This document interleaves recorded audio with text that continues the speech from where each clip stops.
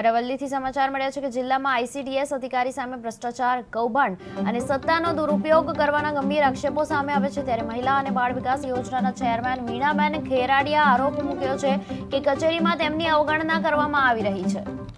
મને મળતા નથી અને પબ્લિકના ચૂંટાયેલા માણસો છીએ। પબ્લિકના પ્રશ્નોનો ઘણો બધો નિકાલ કરવા માટે એ લોકો જાણકારી લેતા હોય છે, પણ મારા પ્રોગ્રામ ઓફિસર મને કોઈ માહિતી આપતા જ નથી તો હું કઈ રીતે માહિતી આપું। અને મેં વારંવાર નિવેદન કર્યું છે। આગલી સામાન્ય સભામાં બી મેં કીધું હતું કે પ્રોગ્રામ ઓફિસર ભ્રષ્ટાચારી છે, ભ્રષ્ટાચાર એટલો બધો ચાલી રહ્યો છે એની મેં વારંવાર રજૂઆત કરેલી છે।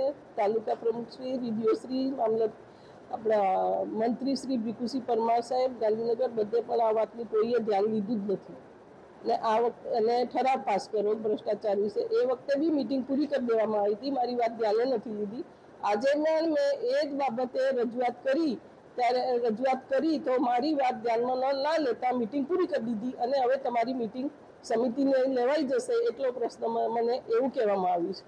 તો વારંવાર એનો એ જ પ્રશ્ન થતો હોય, સામાન્ય સભામાં બી આ પ્રશ્ન ઉઠાવું તો મારું તો કોઈ સાંભળતું નથી, તો ચેરમેન તરીકે મારો કોઈ મતલબ રહેતો નથી।